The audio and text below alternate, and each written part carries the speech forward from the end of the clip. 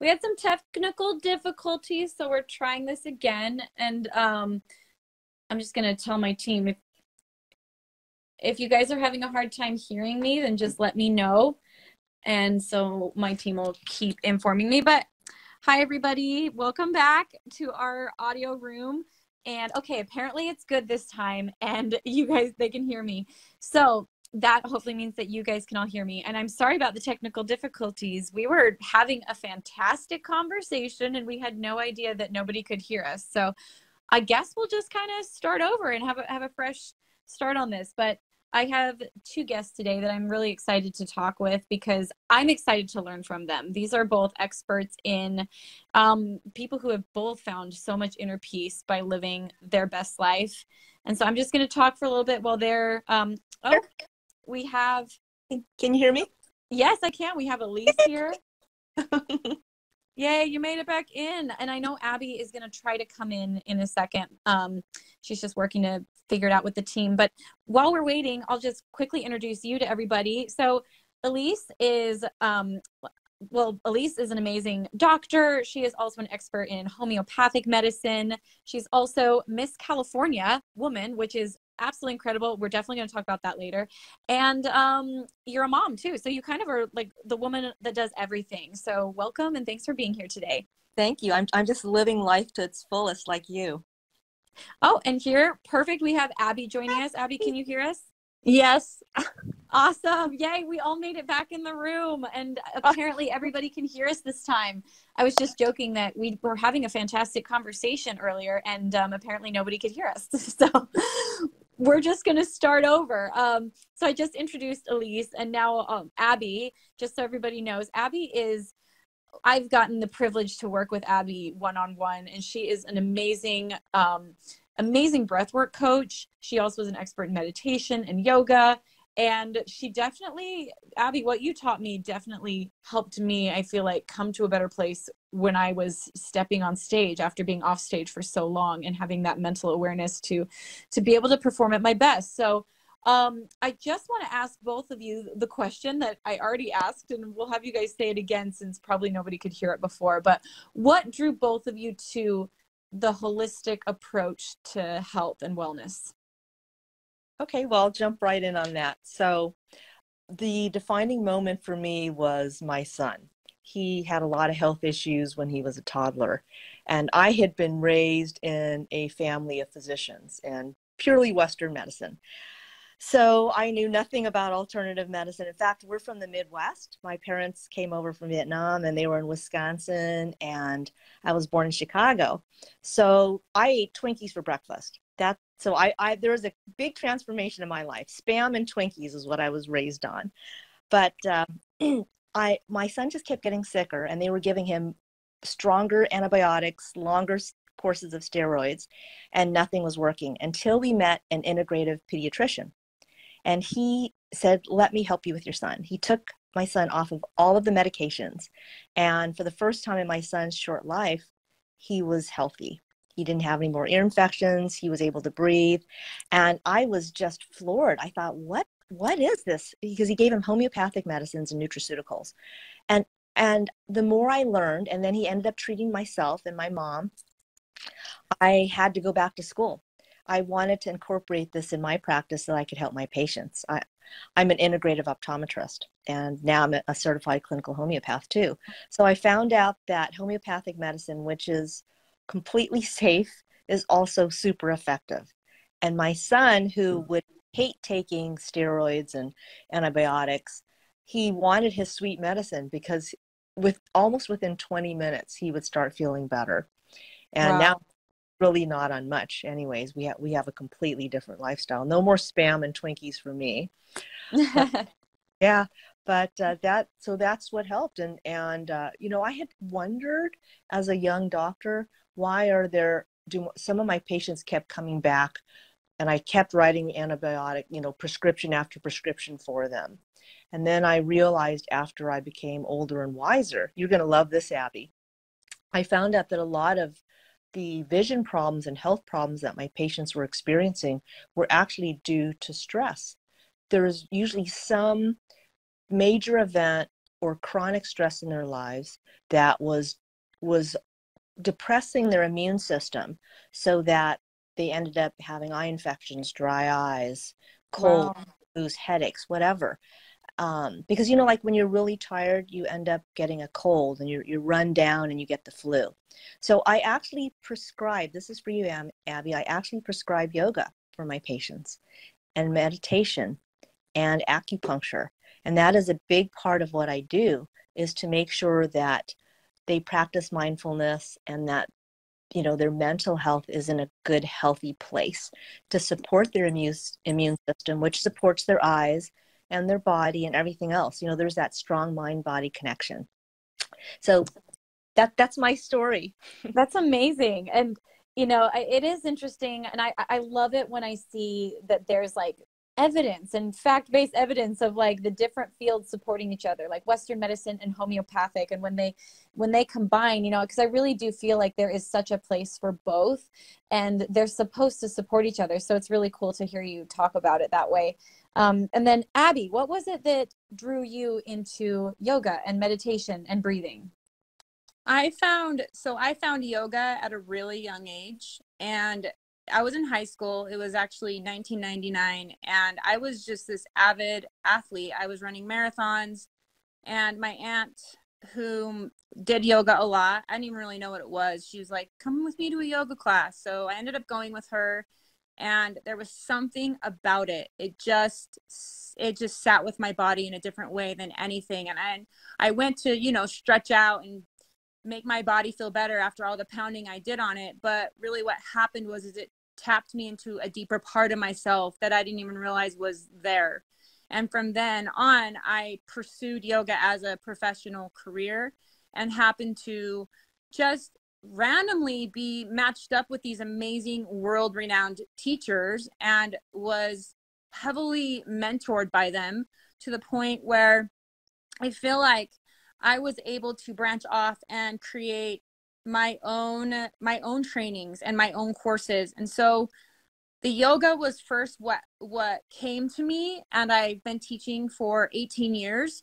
But really, as I was getting more in tune with myself, I was also battling really intense postpartum anxiety, and I needed something. And I'm like, well, you know, yoga has been something I've always known about, but I decided to really commit myself to a deeper meditation practice, and get out of just like the core yogas, the power yogas, the vinyasa flows. And I went down this rabbit hole of meditation and breath. And wow, the breath work will turn you inside out. It will transform you. And it actually, when I say this to somebody, I'm telling you, I had terrible anxiety. It completely took it away after I had practiced it for, I gave it 180 days, so 6 months straight. And then I was like, why don't people why don't people know about this stuff? And so I just made it my purpose to create an accessible program course for embodiment, because that's really what happened. It was I became embodied, and so I wasn't fighting my brain anymore, and I was feeling stillness and peace and happiness. That's amazing. And so when you know, here you have a course on meditation and breathing, and I'm sure that actually both of you probably experience this, where a lot of times when people hear words like holistic or meditation or breath work, they kind of put up a wall and they're like, that's not for me. And so what would you say to someone that immediately responds like, that's not for me? Well, you know, I was trained in medicine, and I let people know that there's no voodoo to this.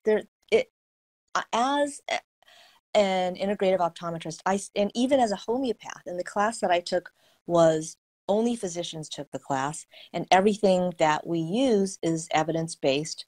There's published articles in medical journals, and homeopathic medicine is FDA approved also. So I remind them that whole is whole person, WHOLE, not just holistic with an H, it's holistic, because you have to take into account that mind is attached to body, that mind-body connection. Everything is whole person related. So you can't really treat just one part of the body or one system without treating the whole person. I am a optometrist, but when a patient comes into my office, I've never seen just a pair of eyeballs walk into my office. It's always a whole human being attached to that. So because the eyes are part of your body, stress affects the eyes. The eyes are very sensitive to nutritional imbalances. If you get enough sleep, it affects your eyes. You know, not getting enough exercise affects your eyes. Exercise actually pumps more oxygen and blood to the eyes and the brain. And since the eyes are one of the heaviest users of oxygen and brain in the whole body, exercise really helps you with glaucoma, macular degeneration. Yeah, things that you wouldn't expect. Exercise, a lot of people think, well, it's just going to help me build muscles. And I'm okay with being a little, you know, having a nice, soft, round body. But it's so much more than building a hard body and abs. It really helps keep you young. It circulates, you know, it gets toxins out of your body. It brings happy chemicals, you know, beta endorphins and serotonin into your brain. So, and it definitely benefits your eyes too. And same thing with you with eating. Like, you know, you've always, how many of you've heard, eat your carrots, that's good for your eyes? Yes. It's actually true. Oh, it is. Oh, good, because I eat a lot of carrots. Oh, yeah. Great for night vision. It's great for cataracts. It's great for your macula. It has beta carotene in there, antioxidants. So what you eat actually are the building blocks for your cells in your body. So I'm a big advocate about eating healthy. Amazing. You know, I mean, total side note, but one time I really like carrots, and I ate so many carrots at this one stage of life that actually my skin started to turn orange, which is, I thought was a wives' tale, but it's a true thing, everybody. Not only are carrots good for your eyes, but they will make your skin turn, not the good kind of tan, but like orange. So that's kind of a funny side note. But anyways, back to what we're talking about. You know, I want to follow up to your question, Lindsay, where people say, oh, you know, that's not for me. A lot of the different complementary medicines like acupuncture, Ayurveda, meditation, acupuncture, all of that it's been around for centuries, a lot longer than Western medicine. And good point. It's helped people for so long. How could it be wrong? And Western medicine's been around from the 40s and 50s, and there is absolutely a place for it. I'm integrative. I'm an East meets West person. So I write prescriptions, you know, we do medical procedures in the office, but it's really so much more beneficial if you have a doctor who's open-minded and combines both Western traditional medicine with natural nutraceuticals, lifestyle, and that's the most powerful way to take care of yourself. You can't just go to the doctor once a year and have a prescription and be healthy. You need to live that healthy life every day of your life. Absolutely. And that's definitely more of an approach to health that's like preventative and lifestyle rather than like, oh, I'm sick, I better go treat this. It's just, it kind of integrates it all to being who you are, is like being healthy. So that's really cool. And Abbey, I want to hear from you. What brought you, or what do you say when people kind of roll their eyes or aren't interested and say that meditation and breath work isn't for me? Well, I've been getting these like these comments most of my career, because it is not easy to start a meditation practice because people's attention spans are like 10 seconds these days. Think about it. And our attention span is not getting any better. So that was my main point for myself, is I told myself, I'm going to see how this works for me. I'm going to start off like small. How about I practice mindfulness and breath work for 5 minutes a day, and I practice simple techniques. And what I found is I also gave myself slack if I needed to take a day off because my kid needed me that day. And I was like, the consistency is what matters. The consistency is what creates a successful practice. So I highly just recommend people saying, okay, I'm going to get up 5 minutes earlier and I'm just going to go sit with a cup of tea or my coffee on a pillow, and I'm going to close my eyes and I'm going to take some mindful breaths. That is all people need to do to create change. But people think it has to be this big, dramatic, like elaborate meditation practice, all the incense and oils, and it's just too much. And for the common person who doesn't really do this on a daily basis, they need tools that are more simple. They're like, well, I need to go pick up my kid from soccer at 6, and then I have to come home and make dinner, and then I have to do this, have to do the laundry. It's like, okay, I've got you. And so that's why I created this course with over 20 really powerful breaths and a catalog of probably, I'd say like 20 recorded meditations of all different, however long someone needs it. It can be 5 minutes, it can be 20 minutes. But I really do think that if people can just commit to something really simple and they uncover a reason why, they've got to find their why, a little bit of journaling, then they're going to be more successful, and then they're going to slowly see the changes happen over time. Amazing. And when you break it down like that, like 5 minutes, everybody can make 5 minutes in their day. And even if it's sitting in your car while you're waiting for your kid's soccer practice to end, it's like anybody can carve out that time. It's just finding, I love that you said finding the why, finding your reason for doing it. And the only reason, or the only way to find the why, is if you can experience the results. And so I love, you said that you did it you committed to do it for like 6 months, right? When you first started? Well, when I first started it, I was, like I said, I had some really bad postpartum anxiety. And so first I was like, okay, I'm going to do 30 days straight or consistent, right? 5 minutes a day. And then I reassessed it. So after 30 days, I bought I painted a chalkboard on the wall of my home so I could see that I was making progress, because this is how I work. I'm a visual person, but everyone's going to learn a different way. And I would tally how many consistent days I did 5 minutes of mindfulness and 5 minutes of breathing.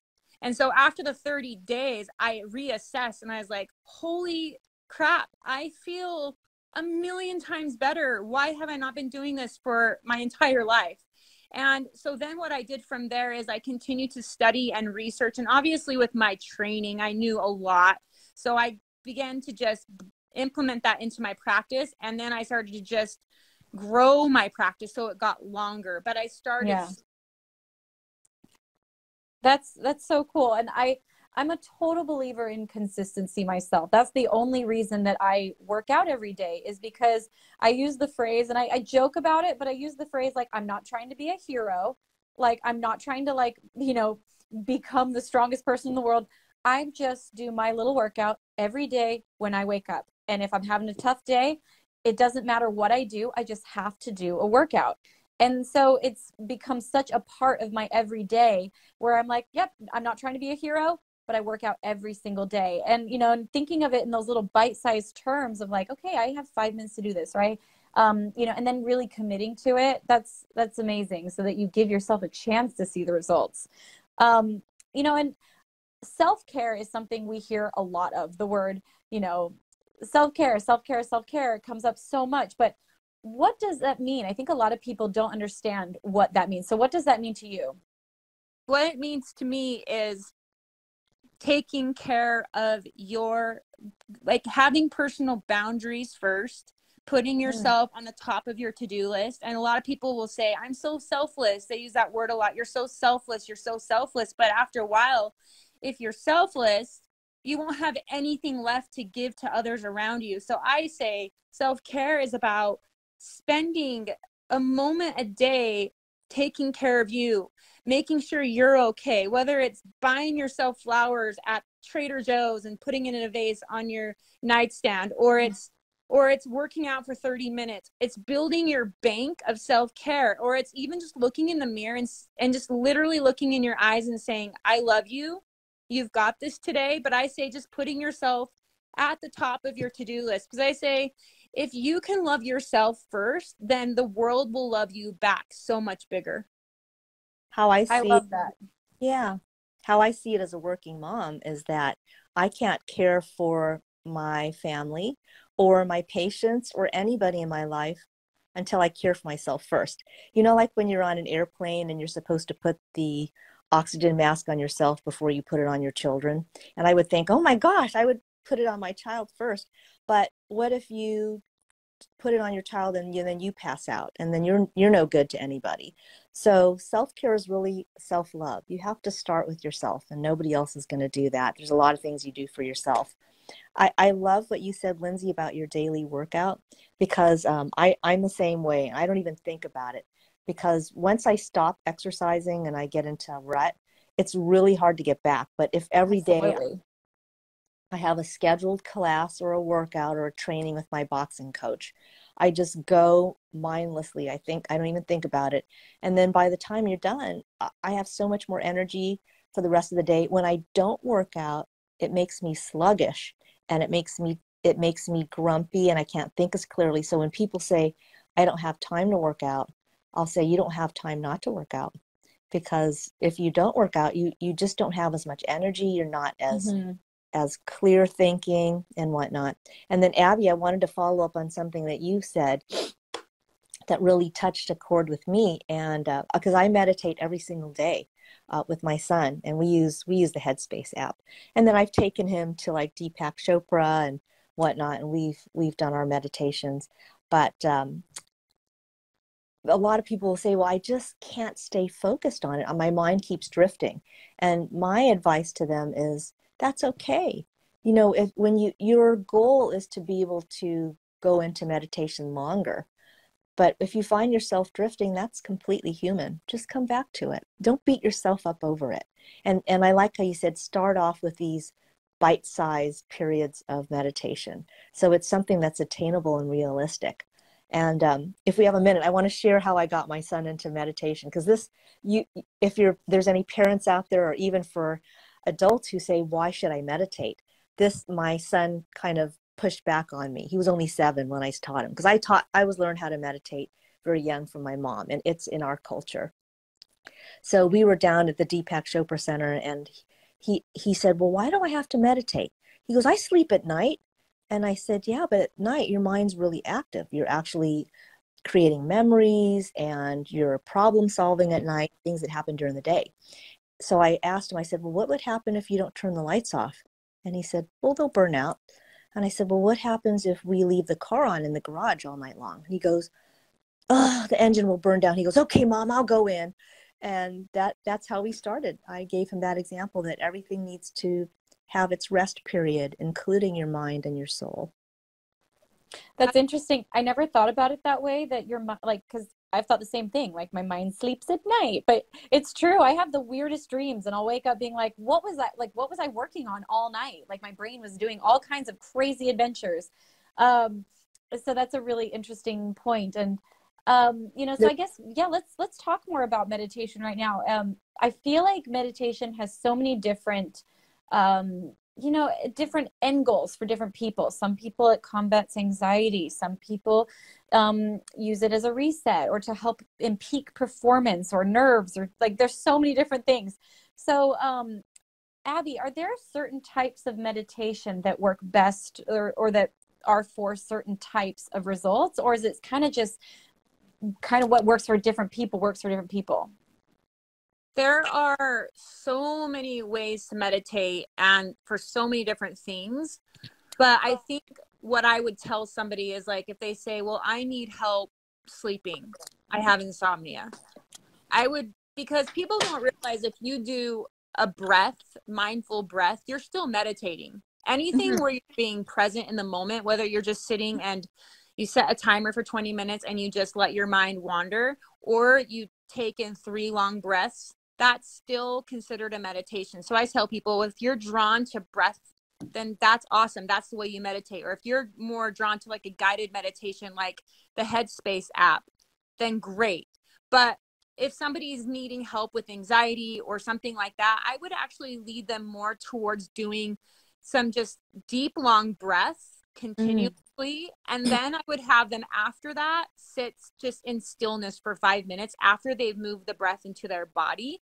But there are just so many out there. There's breaths and meditations for strengthening the pineal gland, for creativity and for vision.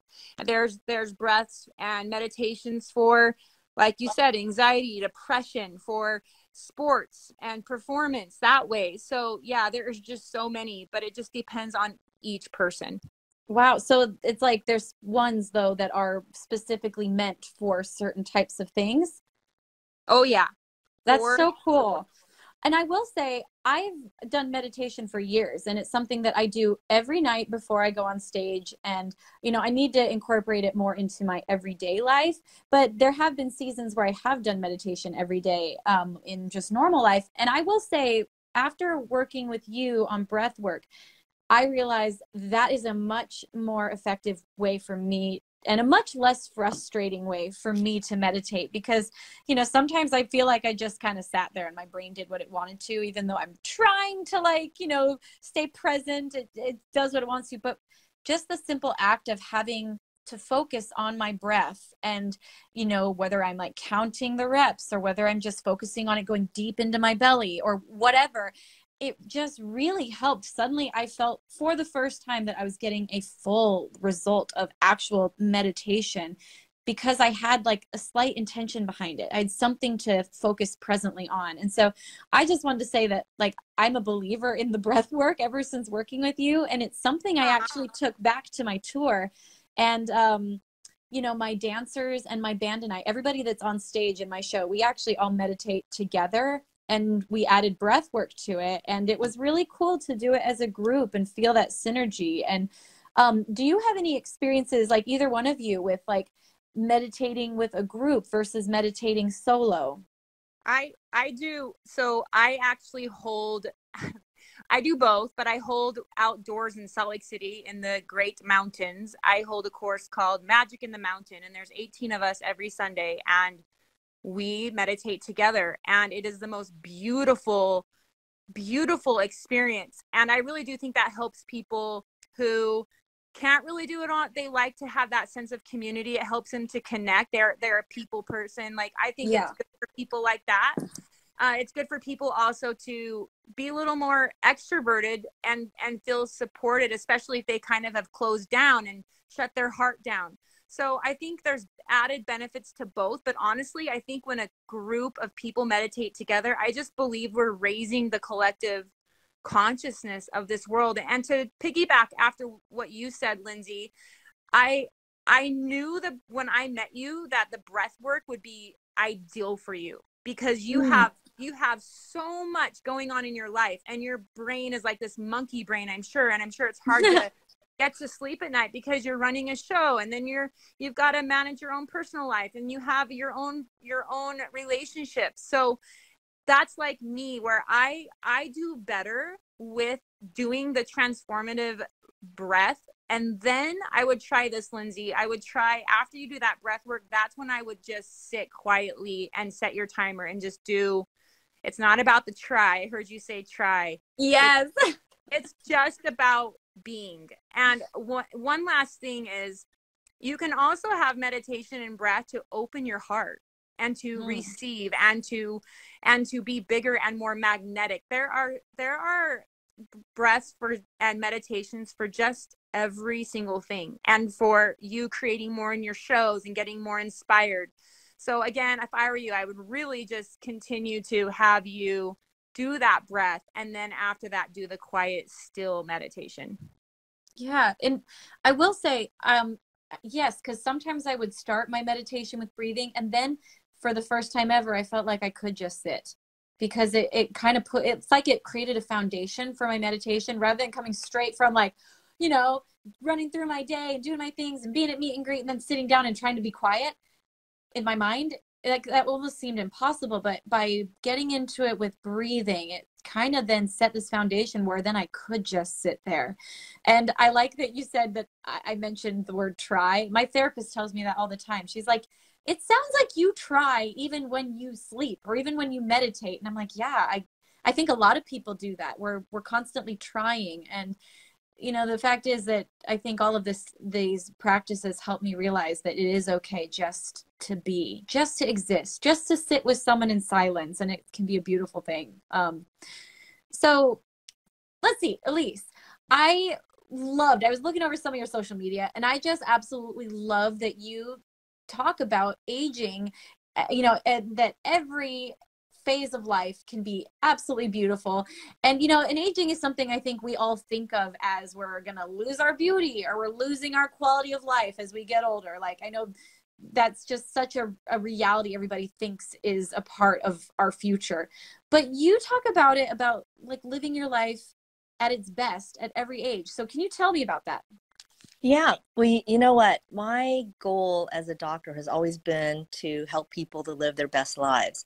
But as I got older, I realized there's a lot of people my age, I'm almost 60, have given up because of poor health and because of age discrimination. So my platform as Ms. Woman California, as a title holder, is I'm really trying to educate and motivate people to take better care of themselves. And this is how we can decrease the stigma of aging, because eventually this is a universal issue all of us will hopefully get to and get to my age. I have to tell a real quick story is I was doing a show for NBC and the title of it was 60 and Sensational, and I'm not 60 yet. Even myself, I freaked out. I'm like, I'm not 60 yet. And they're like, Elise, too bad. The title's already been made up for the show, and that's kind of salacious. That'll get more viewers. I thought, wow, I'm discriminating against myself because I never feel old or anything. I am just really enjoying this, all the life experience and knowledge that I've had that's built up to this. And I feel like that if you use your wisdom and you've invested in yourself, both mentally and physically, you really can have the second half of life can be the best life because, you know, I'm more at peace with myself than I was before. I mean, I'm still a type AAA, but before I was like a type A, you know, I always had to be number one on everything. So, you know, I'm trying to inspire and motivate people that if you take care of yourself, don't sit around at 40 and say, oh my gosh, I'm old, because you have the whole world ahead of you. And being young is fun. I had tons of fun being young, but I also want to show people that being old can be more fun if you invest in yourself. And that's what I'm trying to show, so that people embrace aging rather than fearing it. And I want to take a second to talk about my invention because I'm so proud of myself. Yeah. Invented and patented a device to replace reading glasses. I'm always looking for solutions and aging hacks. That's why if you guys follow me on Instagram or Facebook, I'm Hollywood Eyes. On Instagram and Facebook, I'm Hollywood Eyes - Dr. Elise Brisco. But I'm always vetting out different ways to age more gracefully and stay at your best, because I honestly feel better now in my 50s than I did when I was in my 30s, because I'm not taking myself for granted anymore. I'm doing what you told Abby, is I'm really vested in my health and loving myself. So I invented something to replace reading glasses, because that's one of the things that people hate about once you reach your mid-40s and you lose the ability to see what's right in front of you. It's called presbyopia. So people don't like losing their reading glasses, having to search for them, or even just being seen with reading glasses on, because a lot of people feel that that ages you. So I invented a phone case with a reading lens that lives on your phone, and it allows you to see your phone without having to increase the font size so much that you only have one word on the screen. And it allows you to see programs and menus and price tags.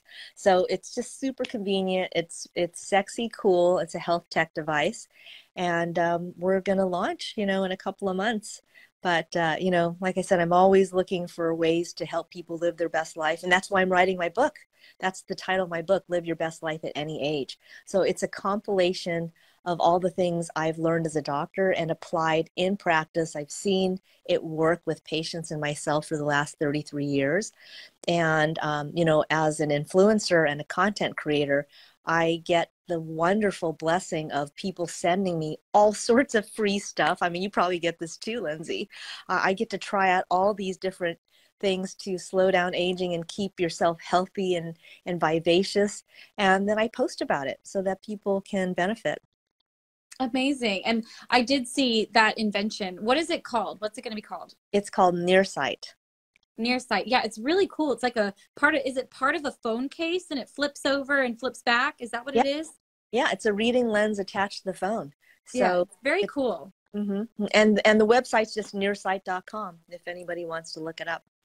Yeah, I'm like, oh, that would be such a great present for my mom because she wears reading glasses, and I'm like, it's such a clever idea. So love that. And I loved hearing you talk about the way. I mean, I feel like it's a lot of a mindset. It's half of it is physical and how you actually take care of yourself as we all age, but also it's a mindset of knowing that we can be young still and knowing that we don't have to like let life take us over. And I think it's, that mindset that helps us search for the alternatives and have the energy to keep working out and have, just not accepting what we think life is going to offer us or what life is telling us it's going to offer us, but really creating the life we want and sticking to that is kind of what I hear you saying a little bit. Yeah, I mean, you know what? I want everybody who's listening, because I'm sure there's a lot of 20s and 30s years out there, that the best is yet to come.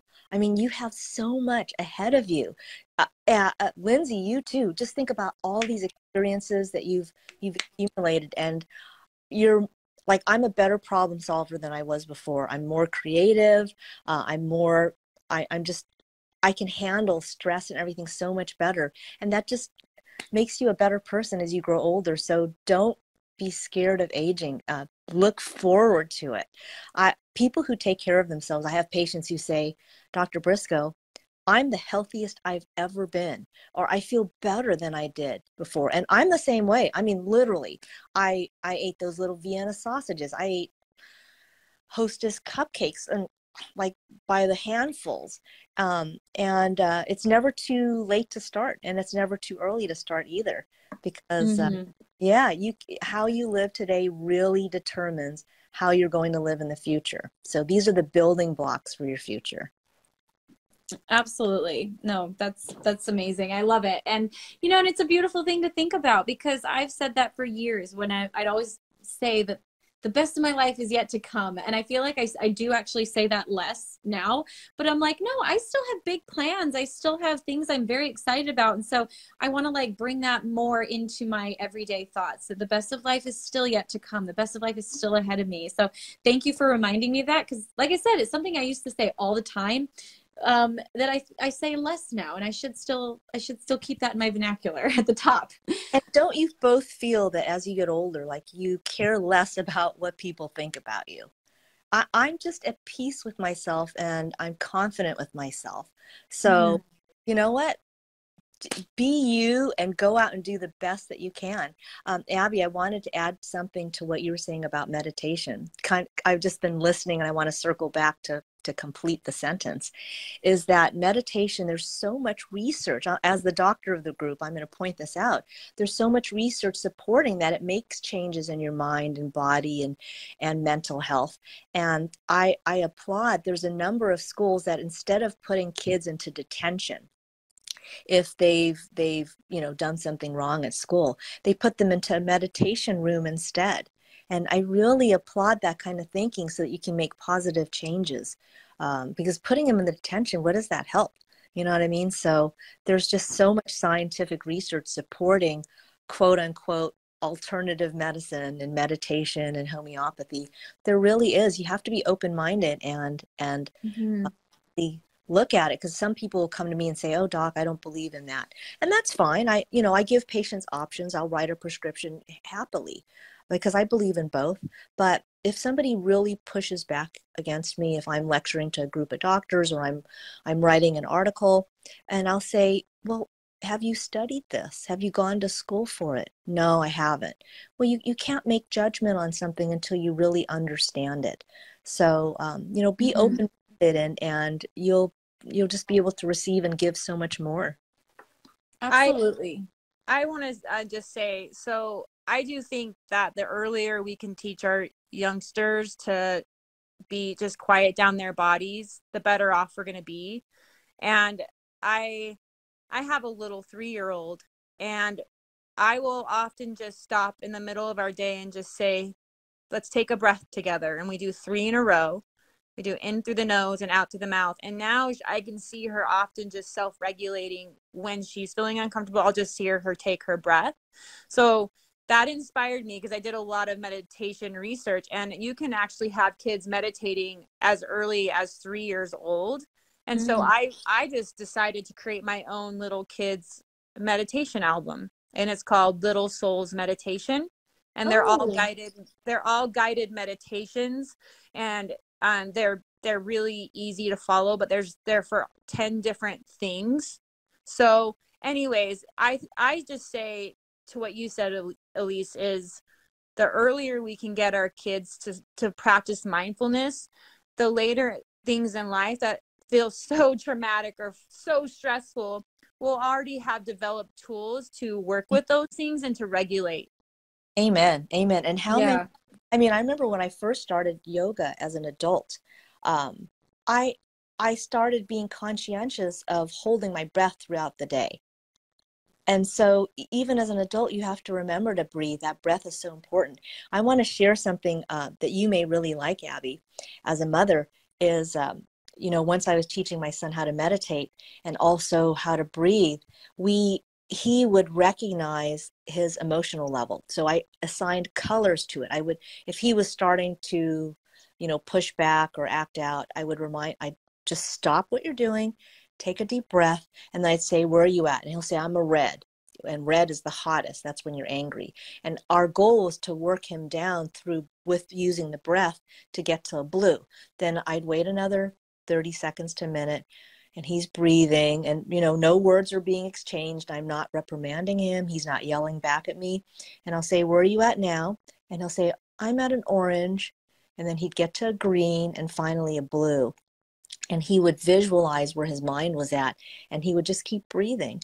And it's been really effective for us, even now that he's a teen, because there's more reasons for them to act out as a teenager than even 3 years old. But something you may want to try. That's really cool. Yeah, that's really cool. I don't know. I just feel like I tell people, this is for those of you listening who are still like, I don't know how to stay consistent. I don't know how to get into a practice of mindfulness. I don't even know where to begin, because there's still going to be people out there like that. And I relate to you. But I would just say this: choose your hard. So I say this to me every single day. What is your hard going to be? Are you going to choose your hard to do something good for yourself? So get off the couch and exercise for 20 minutes. That's going to be hard in the beginning, or, do a 5-minute meditation, but then you're not going to feel the hard later in the day. So you're still going to be feeling that hard, that lethargic feeling. You're not motivated if you don't move your body, if you don't do something that's good for you, for self-care, for your heart. And with the consistency, just imagine you just opened a bank account and you are putting $1 into it every single day or consistently. And so say like you start adding more to that karmic bank account. And so you go on vacation and you're like, crap, I can't be in my routine, or you're out on tour, Lindsey, you just can't be as consistent with your stuff or whatever. At least you're getting super busy. At least what you've had is you have that bank account to tap into, so you can buy yourself a little bit of time, because you have been staying consistent for so long. And so I just wanted to offer some tools to people just so that they could wrap their brain around. It's like, I hear what you're saying, you experts, but how do I really begin? And it's like, you begin by just choose your heart. It's hard to stay healthy, and it's hard to be unhealthy. It's hard to meditate, and it's hard to not. It's hard either way. But when you've done the good hard, you're going to live longer, A, and B, you're going to be happier. The people around you are going to feel that, and they're going to want to be around you. And your kids are going to feel that, or, the people you take care of in your life. And also research says breath work decreases the aging process. Especially if you breathe through the nose. And a lot of people would be like, well, I don't mouth breathe. Well, we do in subtle ways, whether you're sleeping or whether you're just sitting at your desk and you don't even realize you're mouth breathing. But if you can learn how to breathe in through your nose, you're going to actually live longer. Your heart's going to be healthier, and your immune system and nervous system are going to be healthy as can be. So I did want to add that, because I wanted the listeners to be like, I still don't know how to begin, and I want to be able to practice this healthy lifestyle. And so there are some tools out there for you. I have to say that living a healthy lifestyle is addicting. because once you start feeling good, you've got the pump from lifting weights and running, and you're eating healthy, and you're at peace. It is completely addicting. It feels so good to be healthy. It really is. You know, and that's like momentum in anything. I mean, it's really hard to start anything in life and continue with it, but once you get the momentum going, that's when it just becomes, you know, those are habits, those are lifestyles, and it's really easy to continue with something once you're in the momentum of it. Like you said, it does feel good to be healthy. And I just want to repeat one thing that Abby said that I just loved. You said choose your heart. And I just thought that was something I've never heard anybody say before, where it's like, yeah, life is going to be like, everything's hard. Life will be hard, whichever side of the coin you're on. So like, choose which one you want to be on. Do you want to be on the more proactive side where you get to make more choices, or the lazy side where you have less choices, but it's a little bit easier? You know, it's hard either way. So that's not to say that life's miserable and hard, but life takes effort. It takes energy. And so I thought that was a really cool point to bring up. I love that. And where can people find those childhood or child meditations or breathworks that you talked about?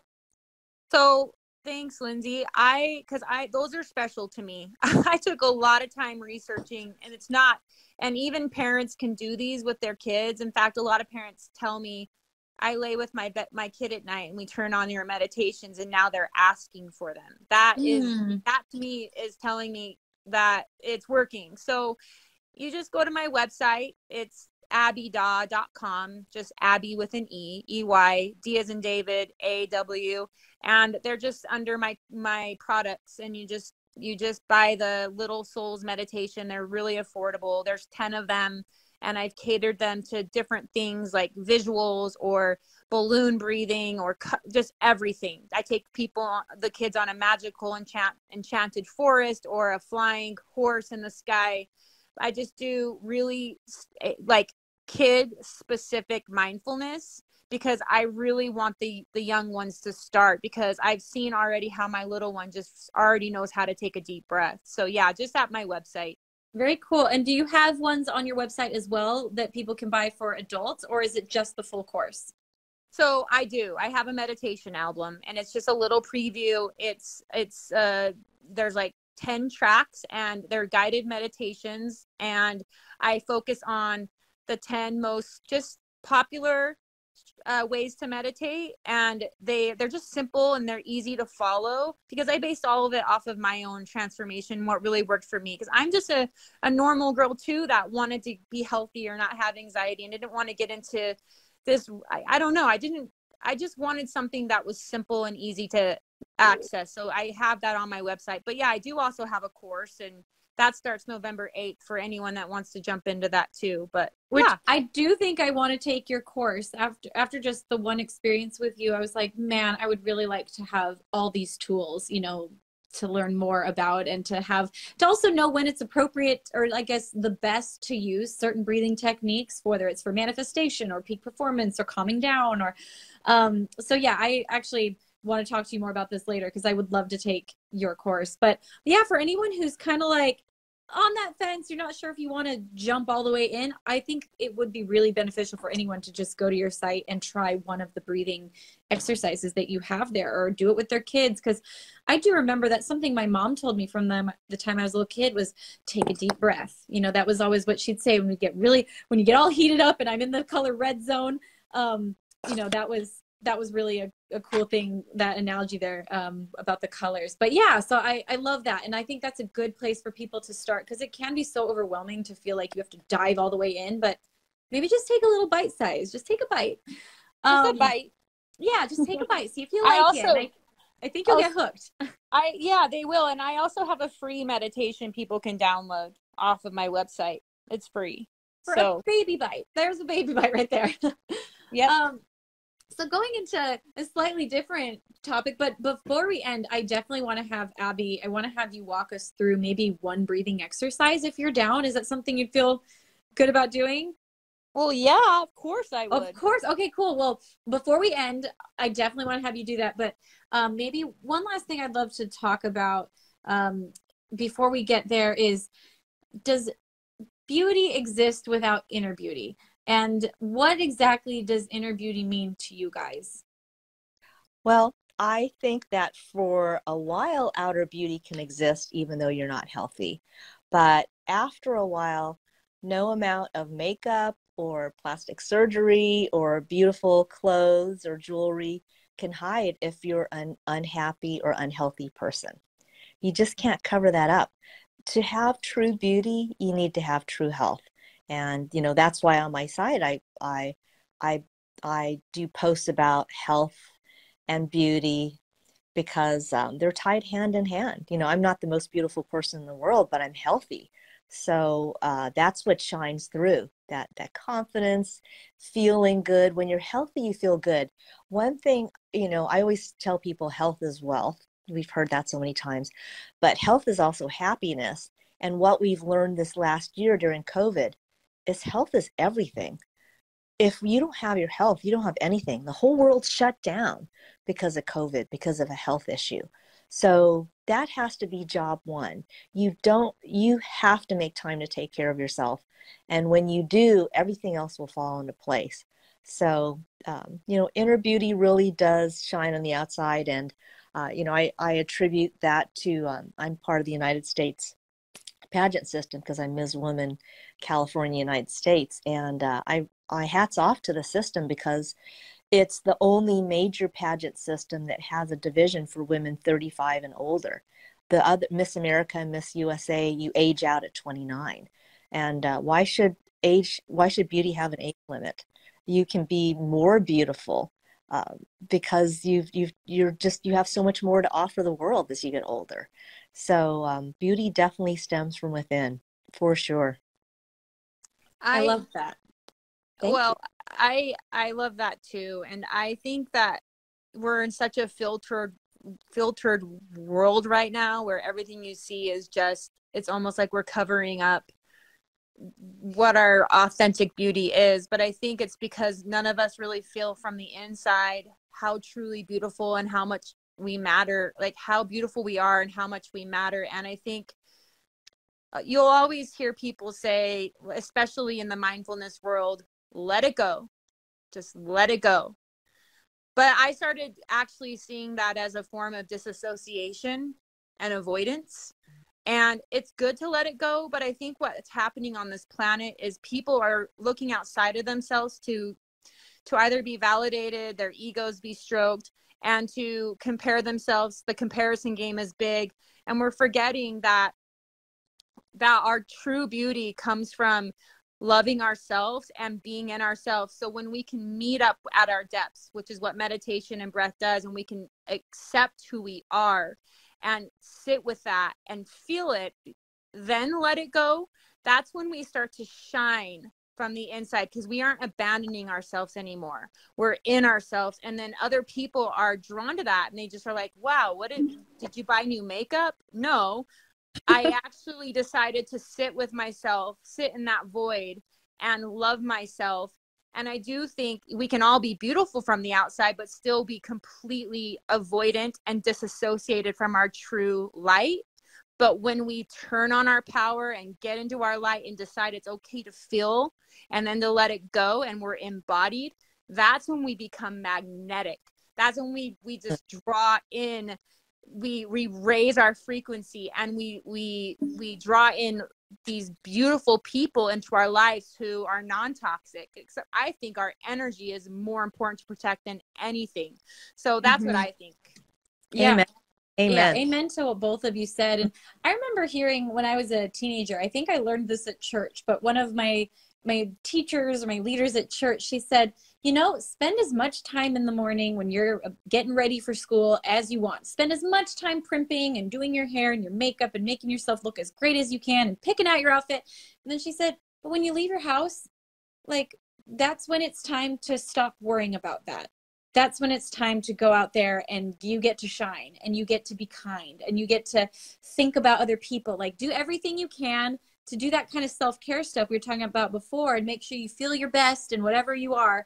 But then it's time to go out there and focus on other people and stop worrying about yourself and if your makeup is perfect or if your hair is right. Because honestly, that's not what makes you beautiful. It never will be. And, it's who's decided these standards or what is beautiful anyway. You know, at the end of the day, we all kind of are just built up of parts of a face. And it is amazing when you meet somebody that truly just glows, like you were saying, Abby, that glows from the inside and that's magnetic. And, you know, and that's one of the things that draws me to like meditation and breathing, because it does help you connect with the truest part of yourself and helps you to glow. And, you know, that's the biggest compliment I feel like anyone could ever give me, is when if they ever tell me that, like, you know, you're a sparkler, or you're the kind of person that shines. Like, I would much rather hear that than you look beautiful.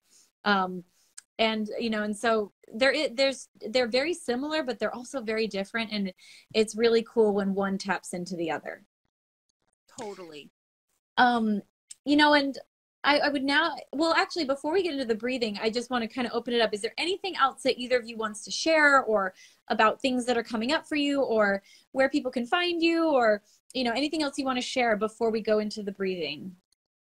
Yeah, well, I just really want to encourage everybody to start applying everything that we've used from today, from what Abby said, Lindsey, and myself, because you really have, I mean, life is full of so many wonderful opportunities. And when you're happy and healthy, that energy just radiates, and that's really when you shine. If anybody wants to find me on Facebook, you've probably already saw Lindsey share my page. It's Hollywood Eyes Dr. Lise Brisco. On Instagram, where I do a daily wellness and holistic blog, it's Hollywood Eyes, Hollywood EYES, and same name on YouTube. But I also do consultations on DoxyMe. It's a telemedicine consultation. So I've consulted people from around the world who want a holistic philosophy as far as living and health. And I take care of a lot of different health issues that way. So just DM me, happy to do that. And I'm reaching out and giving you guys a big group hug. This has been so wonderful, the energy, and I've learned a lot from you, and you've inspired me, and I'm just so grateful to be part of this team today. Thanks, Elise and Lindsey. And I would just like to say that if you feel a little bit nervous to start something new, change is always scary. In fact, most of us are more afraid to have joy than to feel struggle and uncertainty. We're more used to feeling the struggle. So if you feel like you want to start now, doesn't matter how old you are, I swear you can begin to co-create your life. And if you want to just send me a message and you have any question, I'm really approachable. I want to share breath with the entire world. I wish I could share what I do with as many people as possible. And you can just find me on Instagram, is where I mainly hang out. It's just at Abbey Daw. I think I really am the only Abbey Daw out there, so that's pretty lucky. But also my website, you can go check that out. But just send me a message, and just start small and just start building your bank account because of mindfulness. Choose your heart, choose the heart that's going to help you live longer and be happier. And don't be afraid to call in joy. And show up for this last quarter of 2021. Everyone can show up for January 1st, but when November 1st, everyone's just thrown in the towel already. I am going to just challenge you to show up today and finish this year out strong, loving yourself, and so that you don't have any messes to clean up on January 1st. Love that. Well, with that being said, I would absolutely love it if you walked us through one breathing exercise. Okay, yeah, I'd love to do that. So this one is a simple 3-part breath, and you will have to put your phone down for it. So just give you a second to just put your phone down and take a moment, close your eyes. And this one is really good for just calming your nervous system before bed, or reducing anxiety. But just feel the ground underneath you and feel it rise up to meet you where you are. And just place one of your hands on your heart and one of your hands on your lower abdomen over your belly. And exhale out any breath that's in your body right now. And pull your belly back. Now just take a small inhale only to your belly and imagine it's just a warm light. And then exhale, send that out. Now inhale up to your belly and continue to bring that breath up to your heart. Hold there. Feel that light, that warmth. And then exhale, send that out.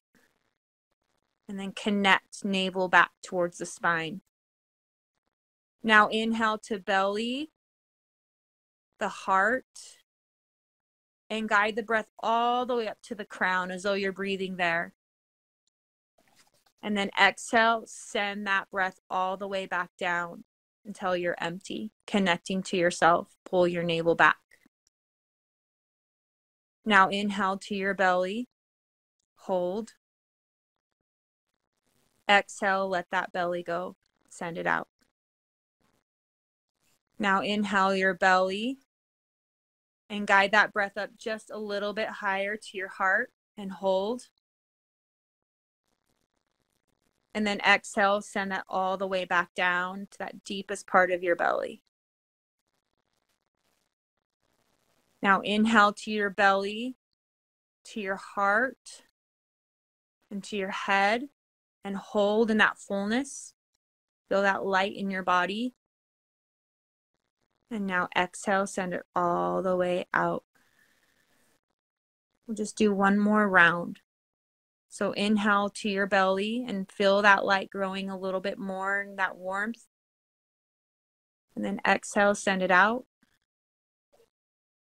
Now inhale to your belly and move the breath up to your heart and hold. And then exhale, send that all the way back down. Now inhale to your belly. Guide that breath all the way up to your heart. And then all the way up to your head and hold in that fullness. Feel that warmth in your body. And now exhale, send it out all the way down. And just let your arms fall back down, your palms rest open, and just take a full breath in through your nose. Feel the breath move up both of your nostrils. And then just exhale, let it go. And there you have it. That's a simple, easy to follow breath. So nice. And is that, what would you say that one kind of entails? Like, is it for relaxation or for just being present, or what are the benefits, I guess? I don't know. That's perfect. That's a good question. So that one is for relaxation. So activating the parasympathetic nervous system. That one's going to be really good for anxiety.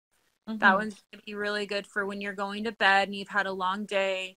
So the slower, the slower, calmer breaths are going to be anything that just helps bring you down. So it's kind of like, think of it as like a warm cup of tea in breath. So just something that or if you've just had a moment and you need to hurry and go sit in a bathroom stall at work because someone's bugging you, that's a good one to do too. Nice. Amazing. Well, that really did calm me. I do feel like that warmth that you were talking about, and so relaxed, and and then again, some of the more active ones you gave me to do on tour, they made me feel like fired up. So it is interesting how a lot of people think of it as like just, oh yeah, you take a deep breath to calm down, but it can be like engaging and fiery, or it can be peaceful. So anyways, thanks for leading us all through that. I definitely feel calm. And thank you both. Thank you, Elise and Abby, for being here today and sharing so much knowledge with us about just living a fuller, more peaceful, more impactful life. So thank you so much. Thank you. Thank you. Awesome. Lynn. Yeah. And yes, I definitely, and I loved, Elise, that you shared. I was going to ask you earlier about, like, if someone wants a more holistic approach, where do they find it? But hey, they can DM you. I love that. So thanks for also giving people resources. And everyone in the group here today, thank you for being here. Thank you for being a part of it and listening and adding all your thumbs up and your likes, and just really appreciate you guys. Thank you, everyone. Love to hear from you. Take care. All right. Take care, everybody, and have a wonderful rest of your night. Bye. Bye. Bye.